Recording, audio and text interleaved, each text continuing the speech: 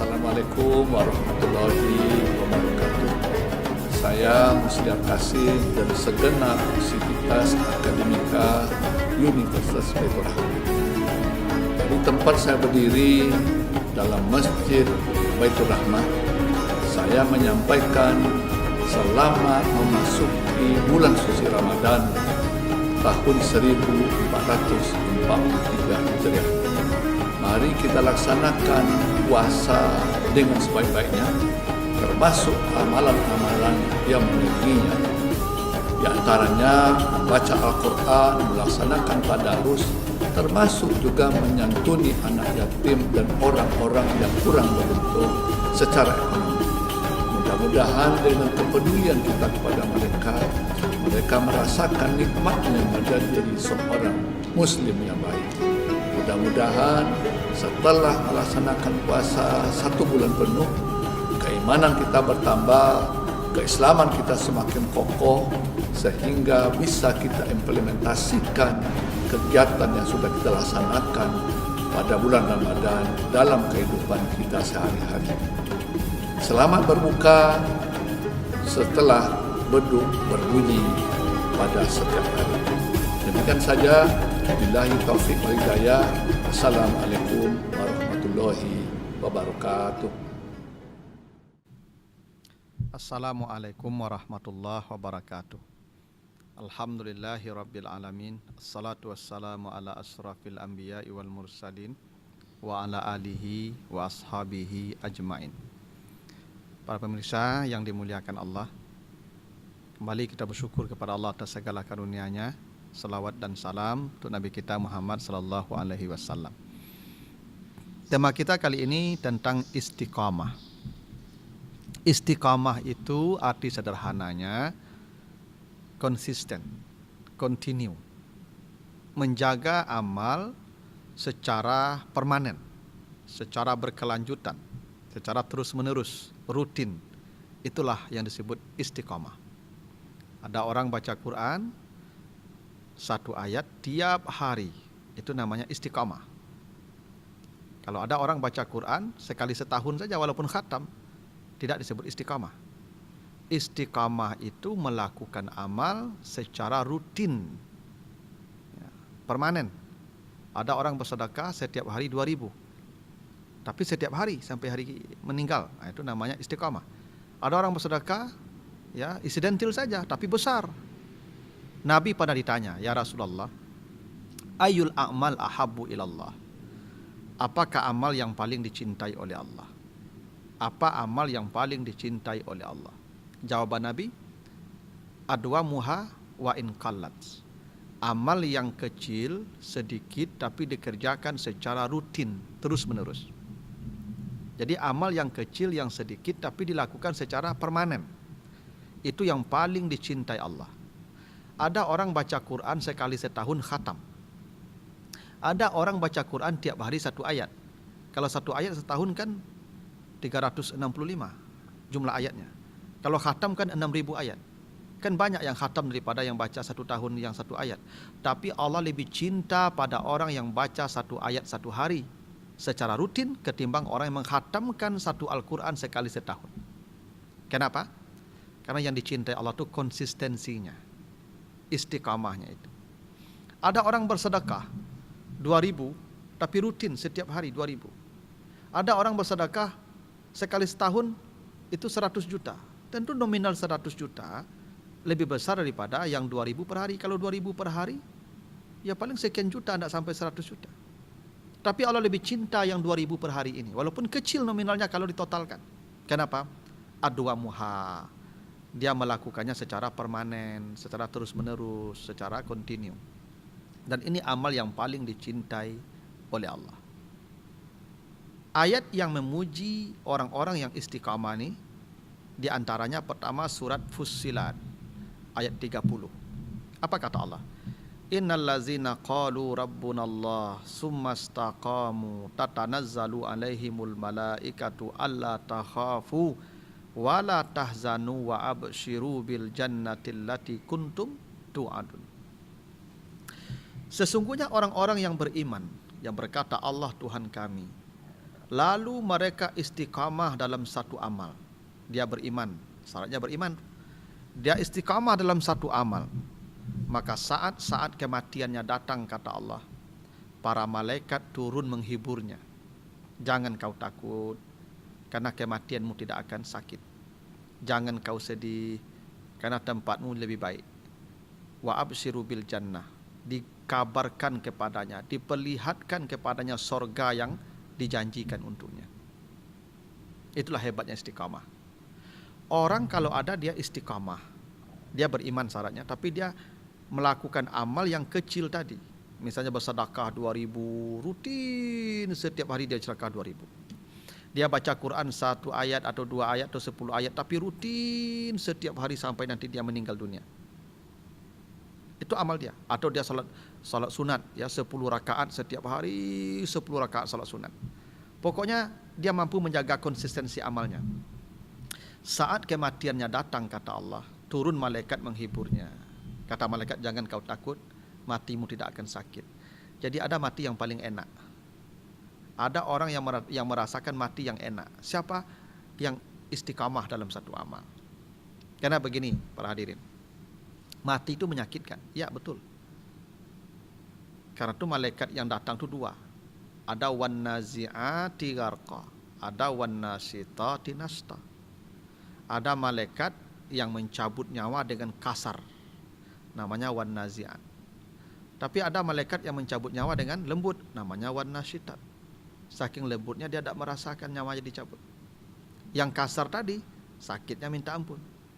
Ya, makanya Nabi Isa pernah berdoa menghidupkan orang mati atas ya permintaan murid-muridnya. Allah hidupkan 2 orang mati yang sudah dalam kuburan itu. Dia hidup naik ke atas, ditanya, berapa lama engkau di sini? Kata dia, sudah 500 tahun.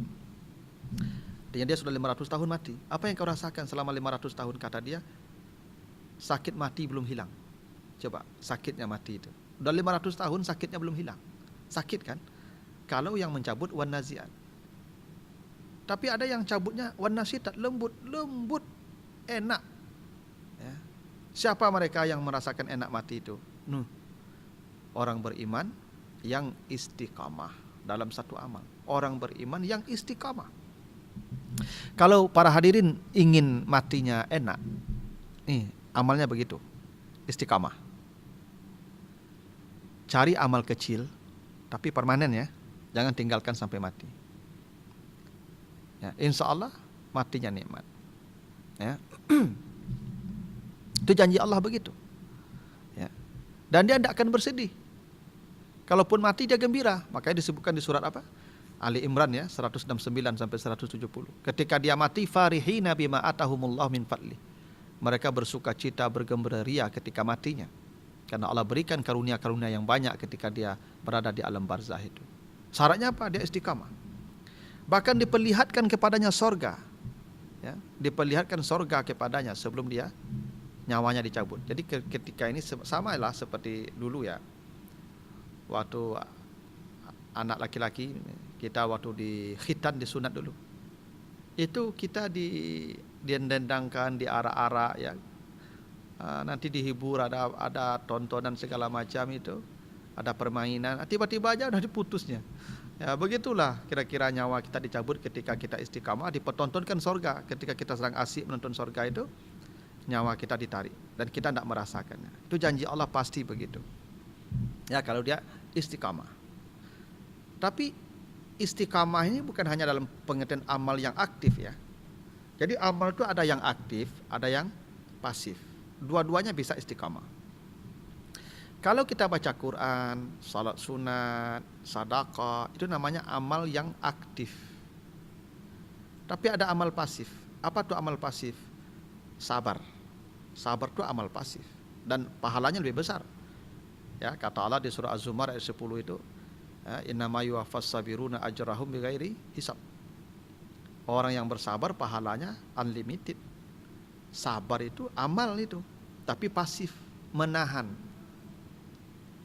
Itu kenapa istri Fir'aun, Asyah, itu diperlihatkan sorga kepadanya menjelang dia mati. Asyah itu tidak salat, tidak puasa, tidak zakat, tidak haji seperti sekarang. Ya mungkin salat cuma dalam syariat yang tidak seperti sekarang. Tidak ada tahajud mungkin. Tapi Asia itu wanita pertama yang melihat sorga, yang masuk sorga. Kenapa? Apa amalnya istri Firaun? Amalnya amal pasif. Dia sabar, ya, dapat suami seperti Firaun. Ketika dia mendapat kekerasan di rumah tangga, ditampar, disipak, ya, diinjak segala macam, dia tidak pernah melawan. Dia menahan saja sambil berdoa. Ya, doanya tuh diabadikan Allah, ya, di surat At-Tahrim surat 66 ayat yang ke-11. Ketika istri Firaun ditampar, ya, disepak, diinjak, dia hanya berdoa, Rabbi bnili indaka baitan fil jannah. Ya Allah, bangunkanlah saya istana di sorga, ya Allah. Itu doanya. Dia istiqamah saja begitu. Setiap ditampar dia berdoa. Nah, ini makanya ibu-ibu nih baca doa nih, ya. Nanti ibu hafal doa nih, ya, surah At-Tahrim ayat 11, itu doa istri Firaun itu. Nah, kalau dimarahi bapak di rumah baca cepat doa tuh, Rabbi bnili indaka baitan fil jannah. Kalau nanti bapak marah-marah, baca lagi doa tuh, Rabbi bnili indaka baitan fil jannah, gitu. Ya, ibu-ibu konsisten saja begitu, jangan menjawab. Kalau menjawab nanti susah matinya tuh. Ibu-ibu yang suka menjawab suami itu nanti matinya susah tuh, percayalah itu. Ya, yang mau menahan, yang sabar, yaitu yang menerima, sambil berdoa tadi, insya Allah matinya mudah tuh, seperti istri Firaun. Jadi istiqamah itu membuat mati kita terasa nikmat. Saya ada jamaah, ya, cerita anaknya saat meninggal dunia, ibu itu meninggalnya usia 80 tahun lebih, dia meninggal dunia, sudah tua. Kata anaknya, ibu ini meninggalnya alhamdulillah Pak Ustadz. Kenapa? Alhamdulillah, bukan senang ya alhamdulillahnya, tapi proses matinya sangat menyenangkan. Jadi beliau tuh meninggal menjelang subuh jam 4. Dan dia mau diajak ke rumah sakit, tidak mau. Lalu jam 3 tuh, ya, terasa sesak nafas. Beliau berkata, tolong dibuka, ya, pintu, ya.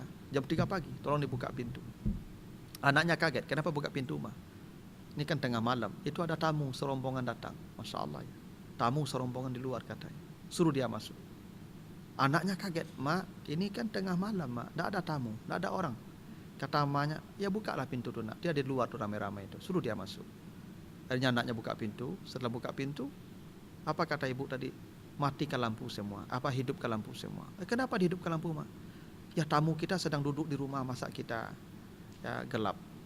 Tidak enak, malu kita ke tamu kita. Akhirnya dihidupkan lampu semua. Begitu hidup lampu semua, ibu tuh minta miring ke kanan. Tolong miringkan mama ke kanan. Dimiringkan ke kanan seperti orang salat menghadap kiblat, seperti orang dalam lahat itu. Lalu beliau mengucapkan asyhadu an la ilaha illallah wa asyhadu anna muhammadar rasulullah, dan meninggal dunia tanpa satu detik pun kesadaran beliau hilang.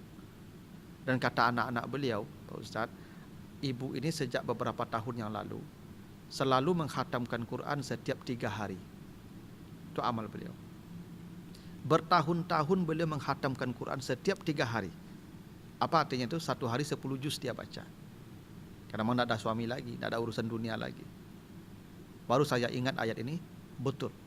Orang yang istiqamah melakukan satu amal sampai mati, akan turun para malaikat menghiburnya. Itu yang disuruh ibu masuk tadi itu. Itu para malaikat yang turun menghibur dia dan memperlihatkan sorga kepadanya. Matinya begitu indah, ya. Ada lagi, saya punya jamaah di satu tempat. Ketika saya takziah, istrinya cerita, jadi bapak itu meninggalnya sangat tenang, sangat indah. Ternyata bapak itu, dia mungkin tidak melakukan seperti yang ibu lakukan, baca Quran satu hari 10 juz. Kata istrinya, dia punya tetangga yang Masya Allah, itu atap rumahnya itu dihadapkan airnya ke tembok rumah bapak tadi. Setiap hujan tembok rumahnya basah. Setiap hujan tembok rumahnya basah. Itu sudah berlangsung bertahun-tahun. Istri bapak ini mau komplain ke tetangganya, tapi oleh bapak dilarang. Jangan komplain ke dia, biarkan. Kenapa? Dia pasti tahu kalau atap rumahnya ke tembok rumah kita. Karena tidak mungkin atap rumah itu tidak direncanakan. Yang kedua, dia pasti tahu kalau atap rumah ini, ya, kalau ke tembok basah, dia tahu tuh. Tapi kalau itu bahagia dia, biarkan dia dengan bahagia dia, jangan diganggu bahagia dia. Itu juga istiqamah namanya. Hebat ya istiqamah itu ya. Istiqamah itu konsisten, baik amalnya aktif seperti ini maupun amalnya pasif. Itu hebatnya. Matinya begitu indah. Satu, keuntungan istiqamah, mati akan terasa indah. Nikmat, ringan, ya, kalau orang istiqamah dalam satu amal. Yang kedua di surat Jin ayat 16. Wa allaw istaqamu 'ala tariqati la askainahu ma'an ghadaqa. Kalau ada orang istiqamah dalam satu amal, kata Allah, diberikan padanya air yang mengalir. Air yang mengalir boleh jadi sorga di akhirat. Tapi air yang mengalir bisa jadi maknanya simbolik. Apa itu? Pahala yang non-stop. Orang kalau istiqamah melakukan satu amal akan mendapat pahala yang sifatnya permanen, non-stop. Pahalanya tidak ada batas. Ini yang disebutkan Nabi dalam hadis At-Tirmizi, iza maridal abdu aw safara kutiba lahu ma kana ya'malu muqiman sahihan. Kata Nabi, siapa yang istiqamah dalam satu amal, ya, lalu dia sakit atau bepergian, maka pahala amal yang dia istiqamah melakukannya ketika sehat dan mukim tetap Allah catatkan untuknya sampai dia kembali atau sampai dia sehat. Misalnya begini, ada orang ketika sehat, dia rajin berjamaah ke masjid. Setiap waktu dia datang ke masjid, istiqamah dia. Sekarang dia stroke, jatuh sakit, tidak sanggup lagi berjalan ke masjid, sampai dia sehat, pahala berjamaah tetap dicatatkan untuknya. Sampai dia meninggal dunia, pahala berjamaah tetap diberikan padanya. Kalau dia istiqamah. Tapi kalau ketika sehat tidak pernah ke masjid, sekarang sudah stroke, mau rindu ke masjid, tidak ada pahalanya itu. Kenapa? Ketika sehat teruji tidak. Yang tadi istiqamah, ya, ketika dia istiqamah melakukan satu amal, sekarang dia sakit, amal itu tetap pahalanya dicatatkan kalaupun dia tidak melakukannya. Kenapa? Karena ketika sehat dia teruji, konsisten. Itu yang disebut ma'an ghadaqa, air yang mengalir. Orang yang istiqamah itu mendapat pahala yang tanpa batas, sampai dia sehat atau sampai dia kembali. Kalau ada para hadirin, setiap salat ada salat sunat, dan itu istiqamah. Setiap salat ada salat rawatibnya, ya, ba'diyah atau qabliyah. Sekarang para hadirin pergi ke luar kota, mungkin ke Pekanbaru misalnya. Jangan salat sunat juga di jalan, tidak perlu salat sunat lagi. Kenapa? Pahala salat sunat tetap diberikan Allah sampai kita kembali. Kenapa? Istiqamah. Itu hebatnya kita istiqamah itu. Kalau kita istiqamah melakukan satu amal, maka pahalanya tetap kita terima ketika kita tidak punya kemampuan atau punya uzur untuk tak melakukannya.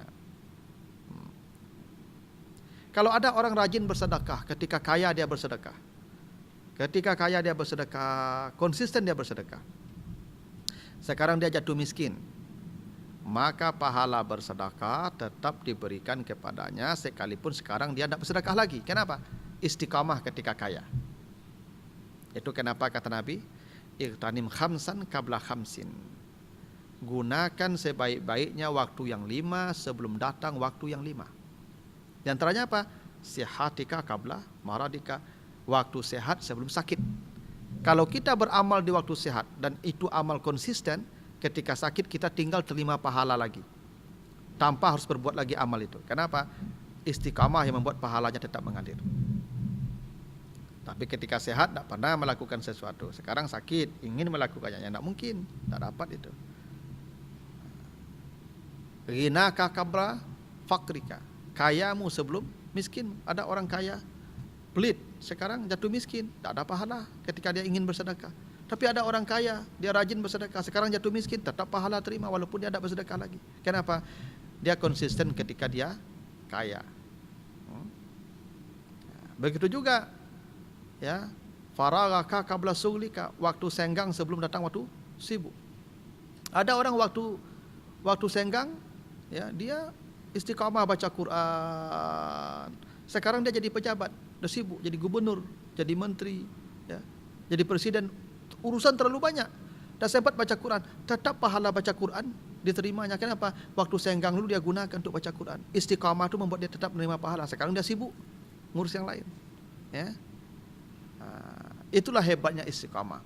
Orang kalau istiqamah melakukan satu amal, la askainahum ma'an ghadaqa, Allah akan berikan kepadanya air yang selalu mengalir, pahala yang tetap mengalir, ya seperti air yang mengalir. Karena istiqamah itu amal yang paling dicintai oleh Allah, hingga jika orangnya tidak lagi melakukannya karena uzur, karena ada halangan, karena dibenarkan secara syar'i, Allah akan tetap catatkan dan kirimkan pahala sebagaimana itu dia lakukan ketika dia normal, sehat, mukim dan sebagainya. Semoga kita bisa menjaga amal ini secara permanen, ya. Dan sampai akhir hayat kita menemukan cara mati yang indah dan pahala yang mengalir sebagaimana dijanjikan Allah dan Rasul-Nya. Mudah-mudahan ada manfaatnya, lebih kurang mohon maaf. Wassalamualaikum warahmatullahi wabarakatuh. Penerimaan mahasiswa baru Universitas Baitur Rahmah, S1 dan Profesi Dokter Umum, S1 dan Profesi Dokter Gigi, S1 Manajemen dan Kewirausahaan, S1 Kesehatan Masyarakat, D3 Kebidanan, D3 Radiologi, D4 Keperawatan Anestesiologi, S1 Administrasi Rumah Sakit, S1 Farmasi Klinis, dan D3 Akademi Keperawatan Baitur Rahmah. Untuk pendaftaran silakan kunjungi website pmb.unbrah.ac.id.